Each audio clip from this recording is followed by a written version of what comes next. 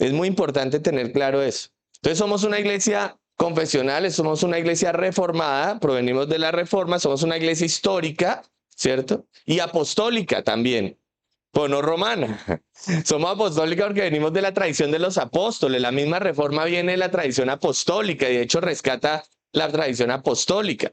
No somos tampoco apostólicos como dicen unos neopentecostales evangélicos ahora, que no, es que somos una iglesia apostólica porque nombramos acá apóstol y José Miguel haga el cursito y vuelva a ser apóstol en una semana y lo mandamos a otro. No, eso no tiene nada que ver con la palabra apostólica. Tiene que ver, apostólico quiere decir que nosotros seguimos la tradición apostólica en el sentido de la enseñanza de los apóstoles que recibieron la comisión y sobre, como dice Efesios, la cual se edifica nuestra fe, sobre los apóstoles y los profetas.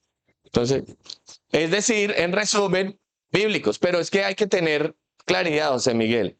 ¿Por qué razón? Porque hoy en día, ayer estuvimos en una capacitación con Francis de las 8 hasta las 4 de la tarde y ya todos son bíblicos y ahora todos son reformados. Pero cuando entonces hablamos de confesiones, no soy confesional. Entonces yo hago mi propia confesión. Entonces no son reformados. No comparten los mismos puntos doctrinales nuestros de las Sagradas Escrituras. Entonces, el decir ahora es que todos son bíblicos, todas las iglesias, entonces puede generar una confusión. Por eso, si ves que cada vez el lema de iglesia reformada, siempre reformándose conforme a la palabra de Dios, tiene más vigencia ahora, porque el enemigo siempre busca imitar. Entonces, en el momento y generar confusión. Entonces, claro, entonces pone de moda la palabra bíblico y ahora pone la palabra expositiva. Entonces, todos no, es que nosotros hacemos predicación expositiva. Pero pues si usted puede, es como mis estudiantes, yo los pongo a exponer, pero no todos sacan 5. Porque hay unos que exponen mal el tema, pero hacen exposición. ¿Sí? En cambio nosotros acá nos estamos esforzando por hacer una exposición de la palabra conforme a las verdades bíblicas, a la palabra, a la doctrina cristiana en su conjunto, no como que, no, yo soy expositivo, pero expongo una doctrina ahí, porque ayer uno de los predicadores era expositivo y pues salimos con Francia hablando, ¿no? Pues rescatando lo bueno y también las cosas que teníamos que detectar que no eran correctas. Y entonces decíamos, oye, es positivo, pero lo que está enseñando no es lo que creemos nosotros. O sea, unos puntos que nosotros no compartimos. Nosotros de aprender, por ejemplo, nuestra confesión de fe, aprender esos puntos básicos, porque es que ellos son sacados de la palabra y refuerzan la palabra, nos explican como más para nosotros que no tenemos eso de estudio teológico. Es que esa es la función del resumen, de la síntesis. Eso, aprendiera estas cosas, porque es que, claro. porque si uno no está... No, claro, porque tú, por ejemplo, llegas a un lugar y te explican, ay, qué chévere, entonces me voy por ahí. Por eso dice Pablo, pues se pueden ir por cualquier punto de doctrina, viento de doctrina. En cambio, nosotros tenemos claridad, no, yo no creo eso. O sea, es que eso no es conforme a las escrituras, entonces, stop.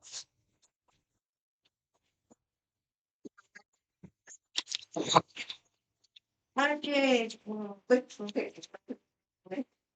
pero yo no voy busco la escritura, y si me toca, Oh, claro. No, nada. Sí, correcto. Nosotros estamos aprendiendo.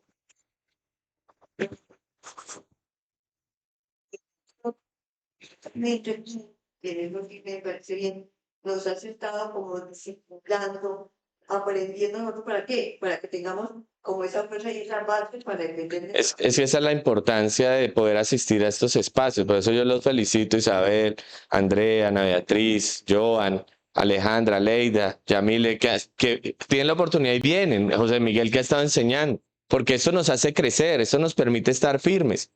A diferencia de otras personas que puedan estar a merced de que en cualquier momento salen para otra cosa.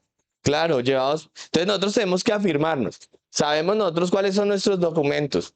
Sabemos con qué nosotros nos apoyamos para la enseñanza. ¿Sí?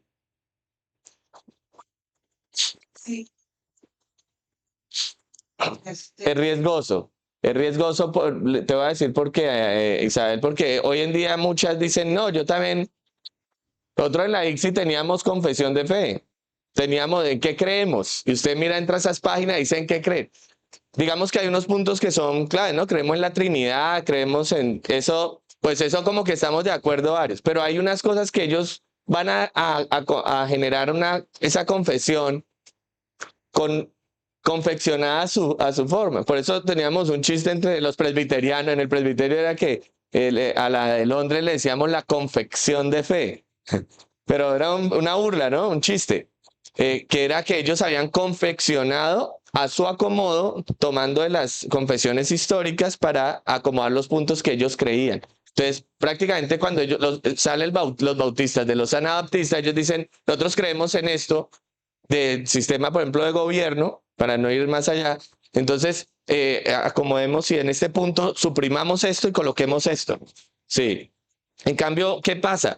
Que nosotros decimos que además que somos confesionales, somos históricos, porque son confesiones históricas. O sea, nosotros no estamos acogiéndonos a esa confesión de Westminster, a esas confesiones de fe que estuvieron hechas por los reformadores, a un catecismo de Heidelberg, que o sea, estamos hablando de 500 años. Es interesante esto y es importante tenerlo para nuestra identidad cristiana, reformada, presbiteriana, ¿cierto? Porque nosotros no vamos a tomar una confesión de fe que hable de congregacionalismo, de jerarquías. Por eso, ¿por qué empezamos la confesión de fe de Bélgica? ¿Y por qué la Iglesia Reformada en América, que es antiquísima, es presbiteriana, acoge la confesión de fe de Bélgica? Porque expone nuestra creencia y además rescata el sistema de gobierno que es bíblico, que es presbiteriano. Sí. Sí, eso es. Entonces, bueno, mis queridos hermanos, entonces vamos a ir al primer artículo. Tiene varios artículos. Hoy vamos a ver cada domingo vamos a ver un artículo de la Confesión de Bélgica, de los Países Bajos.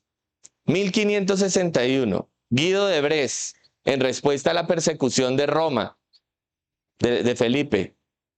Estaba matando a los creyentes. Entonces, artículo a los reformadores. Tú tomaste de la que yo te envié,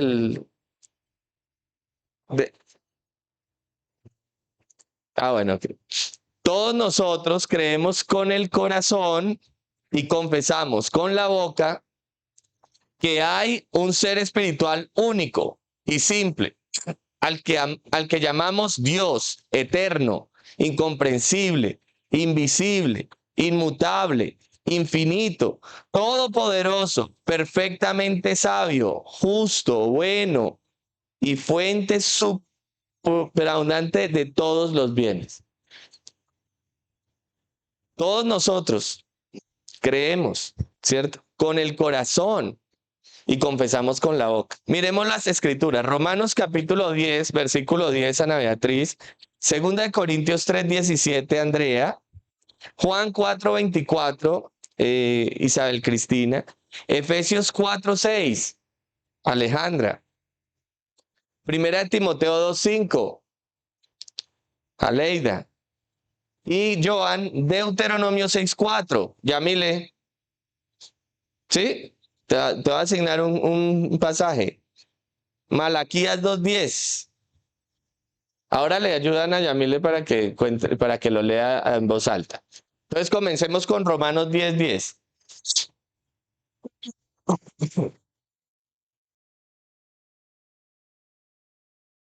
Amén.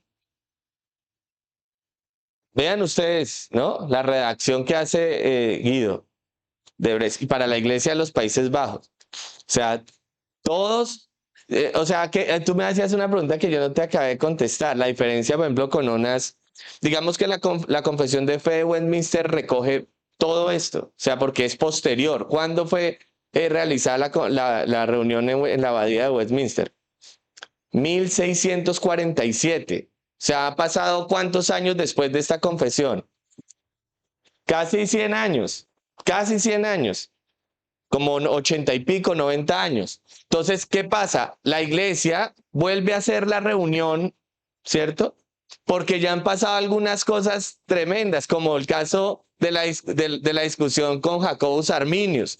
Ya ha acontecido el sínodo de Dort, donde los cánones de Dort, que también tenemos que estudiarlos, es otro documento histórico nuestro. Sí, porque ahí se refuta la mentira arminiana y el pelagianismo y el semipelagianismo, unas herejías. Entonces, Westminster, en la abadía se reúnen teólogos de todos los países, incluyendo los Países Bajos, de toda Europa, de Suiza, de Francia, se reúnen en Inglaterra. En la abadía de Westminster está el edificio todavía, emblemático. Algún día Dios nos permita conocerlo. Que al menos tomarme la foto, la selfie allá. Porque es un sitio muy histórico para nosotros los cristianos y más los reformados, la abadía de Westminster. Allá se reúnen teólogos no por un día, sino se reúnen meses para poder poner de acuerdo todos los puntos. Entonces ellos van, ya claro, tienen todo este acervo, o sea, este es más simple, ¿sí ven? O sea, este es como el primero, pero el otro se van hasta Westminster, llega como más completo todo porque recoge aspectos del pacto, aspectos que son, claro, y que contesta claramente, por ejemplo, el sistema de gobierno, porque ya la mentira anabaptista estaba circulando. Entonces, por eso es que las confesiones de fe llegan ahí. Hay una confesión de fe actual, que es la de Beljar, un documento que maneja la RCA, pero es muy interesante porque ellos no añaden cuestiones doctrinales, sino miran, hubo un problema de racismo en Sudáfrica. Entonces, hay que hacer una respuesta en lo que creemos, bueno, y ellos porque son anglosajones, respecto al tema del racismo. Entonces hacen una respuesta y ¿qué cree la iglesia respecto al tema del racismo? Entonces que no hay ninguna diferencia y se pone de manifiesto. Porque el apartheid, bueno, es una...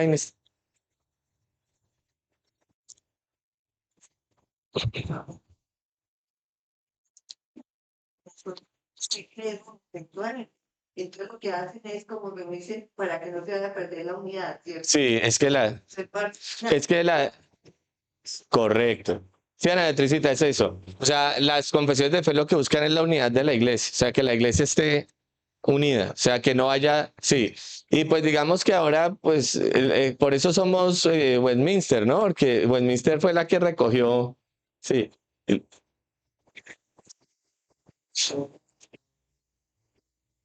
unidad, sí, correcto. Y, sí, correcto. Sí, sabiendo que la única palabra inspirada, pues, es la palabra de Dios. Diga, hubo documentos históricos, pues, que ya no usamos porque son temas culturales, por ejemplo, la Didache, que fue un documento que elaboraron los apóstoles en el primer siglo. Entonces, la Didache tiene unas regulaciones para la pequeña comunidad para el primer siglo, pero ya de ahí para allá, pues, ya no las tomamos. Bueno, digamos que hay algunas cosas que están incorporadas y que normalmente lo hacemos porque surgen de la tradición apostólica, pero ya no tenemos el documento de la DH como un documento para enseñar, sino más bien como para poder tener un referente histórico de cómo eran las comunidades y cómo abordaron y enfrentaron los problemas de la época. ¿Por qué surgen la mayoría de las confesiones de fe en la Reforma? Porque es que fue un momento de la historia muy beligerante en el sentido de la fe, de la pelea por la fe, por la unidad, de diferenciarnos de Roma. Roma tiene sus encíclicas, ¿cierto? Sus bulas papales, y ellos se van en esos concilios, porque la iglesia ha tenido esos concilios históricos, y en el concilio de Trento ellos también generan todo un documento y todos los dogmas también ellos sacan su confesión de fe, que los católicos no lo saben, ¿no? Esa es la diferencia, pero ellos se mueven al son de eso. O sea, el católico romano, bueno, todos venimos de un trasfondo católico romano, ¿cierto? Menos Joan. Yo creo que Joan nació en el cristianismo, ¿no? También en el catolicismo. Bueno, en ninguna, bueno. Pero digamos, los católicos romanos no saben ni o sea, si usted le pregunta, venga, ¿usted por qué cree en la Inmaculada Concepción de la Virgen María? El Papa lo dijo. O sea, ellos no le ponen, ellos no están, no, nada, nada. Nada. Entonces ellos no tienen nada que... Esa es la diferencia. Pero ellos sí lo tienen. Porque Roma es una iglesia falsa, no es cristiana, pero es una iglesia histórica. Y es juiciosa en sus documentos y es confesional. Por ejemplo, hoy estaban en la entronización del nuevo Papa y entonces él es el sucesor de Pedro, pero ellos, eso es un dogma que ellos tienen, o sea, un punto de doctrina que tienen dentro de su creencia. Y ellos tienen sus catecismos.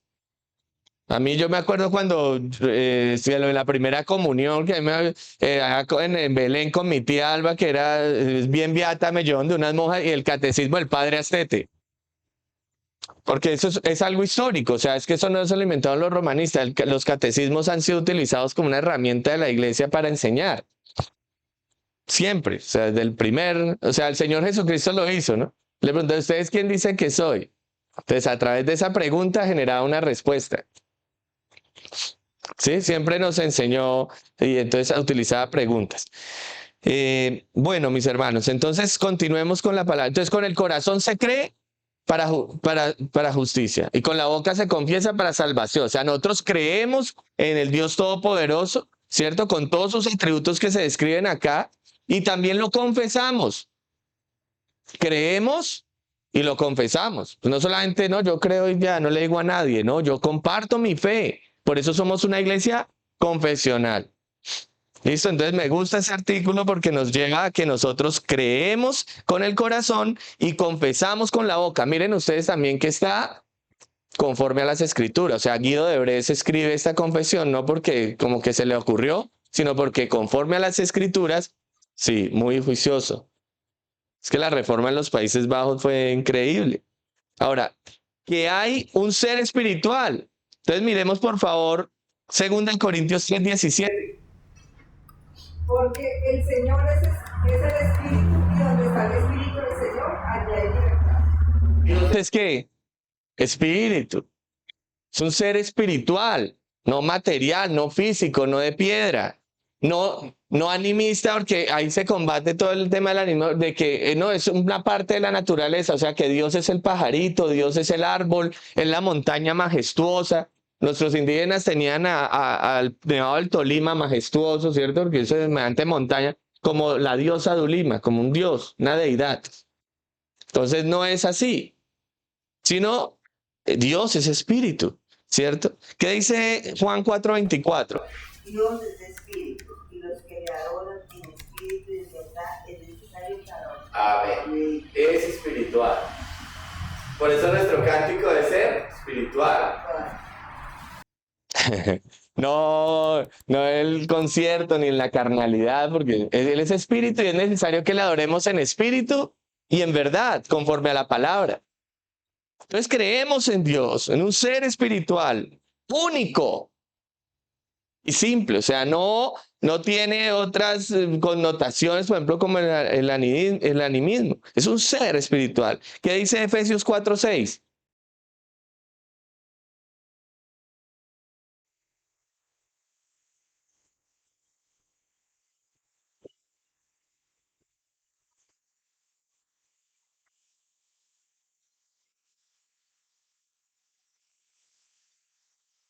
Un Dios, un Señor, es único. Claro, en tres personas distintas, ya vamos a ver después la Trinidad, pero es un solo Dios, no somos politeístas, somos monoteístas, creemos en un solo Dios, el único Dios vivo y verdadero. Bien, ¿qué dice 1 Timoteo 2:5?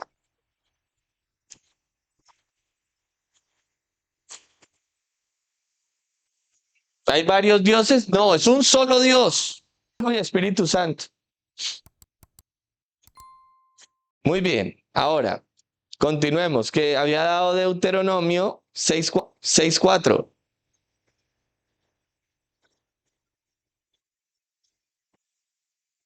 Israel, Jehová nuestro Dios, Amén. Uno es.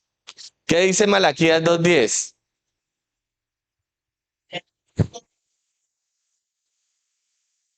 que ha creado un mismo Dios, porque pues nos enfocamos realmente en uno contra él, otro por un lado, profanando el pacto de Profanando el pacto. La primera parte del versículo, ¿cómo dice? ¿No tenemos todos un mismo Padre? ¿No nos ha creado un mismo Dios? Entonces, es el principio de la unicidad. Unicidad de Dios. Pero continuemos. Vamos a dar otros pasajes. Isaías 40:28. Hoy me extendí un poco por hacer la introducción. Sí. Isaías 40:28, Ana Beatriz. Colosenses 1:15, Andrea. Primera de Timoteo 6:16, Isabel Cristina. Santiago 1:17, Alejandra. Salmo 145:3, Aleida. Isaías 40:12, Joan.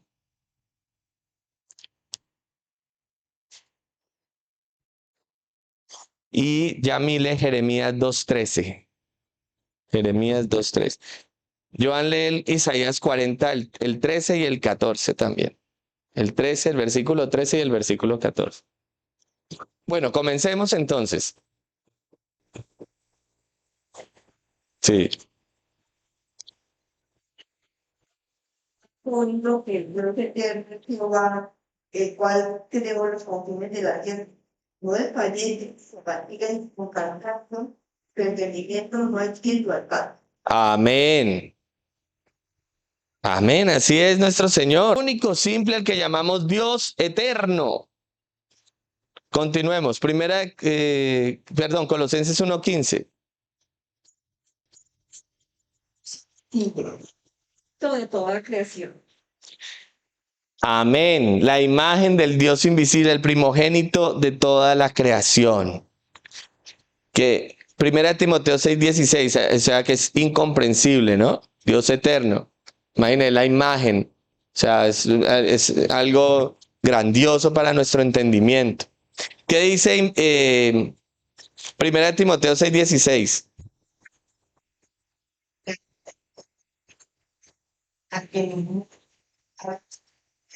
Amén. Amén. Que entonces Él es eterno, incomprensible, invisible. Invisible. Nadie le ha visto, el que solo se nos ha revelado por medio de Jesucristo. Pero nosotros por la fe creemos en Él. Bueno, mis queridos hermanos, continuemos. Santiago 1:17.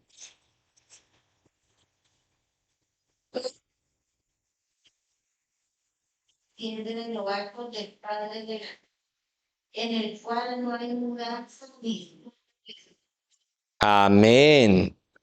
Todo viene de lo alto del Padre a la luz en el cual no hay mudanza ni sombra de la. O sea, el Señor es inmutable. Por eso acá dice, en la confesión de fe, llamamos Dios eterno, incomprensible, invisible, de acuerdo a las Escrituras, ¿no? Inmutable. No cambia, no varía. Hoy no es un Dios de esta forma y después Dios no. O sea, Él se mantiene por la eternidad. Es eterno, ya lo dijimos. Bueno, continuemos. Salmo 145:3, Aleida.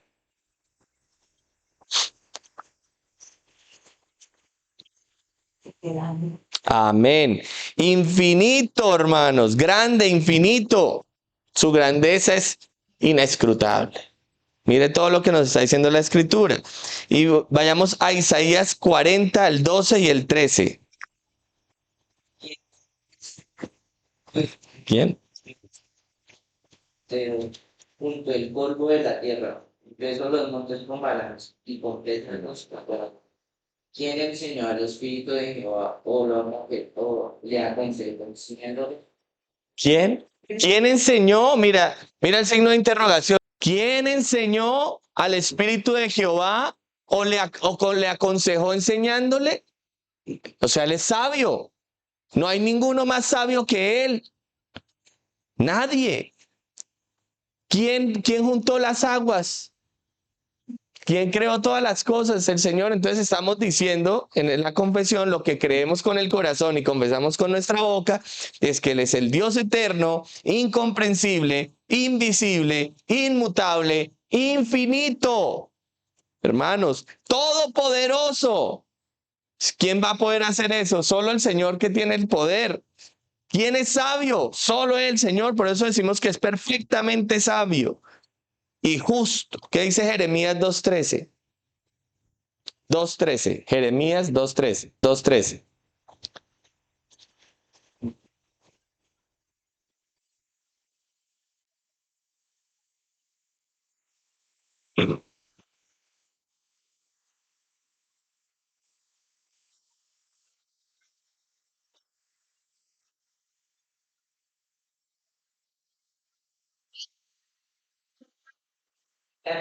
Sí.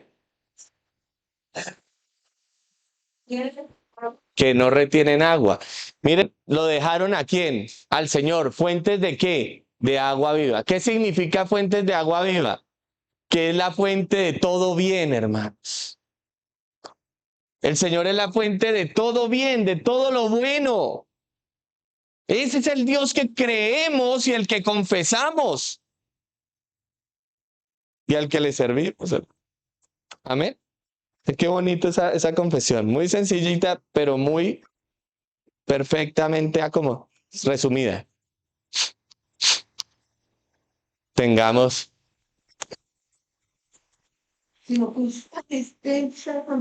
Sí, y cuando terminemos esta, vamos a seguir, o sea, siempre va a seguir repasando estos puntos. Luego que terminemos la confesión de Bélgica, volvemos a la confesión de Westminster. Cuando terminemos el catecismo menor de Westminster en el culto, continuamos con Heidelberg. Lo voy a poner en el punto dentro del, y luego, y vamos rotando. Y después de esta confesión de fe de Bélgica, vamos con catecismo mayor de Westminster. Bueno, oremos, hermanos, para empezar el culto. Bienvenido a Flor, Edguitar, bienvenidos. Dios los bendiga.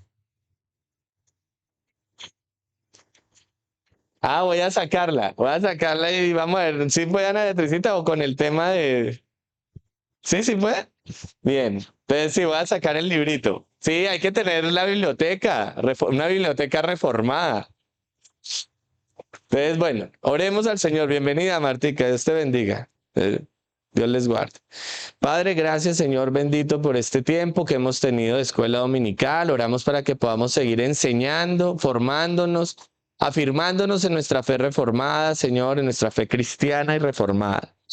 Padre, gracias porque nos has llevado, Señor, a este punto. Ayúdanos a, Señor, no solamente tener una mente grande, sino un corazón también ardiente y sediento de ti, lleno del anhelo por tu palabra y por servirte y seguirte, Señor, y predicarte y confesarte. En el nombre de Jesús, amén y amén. Miren ustedes, confesar y creer y confesar. Ese es el cristiano.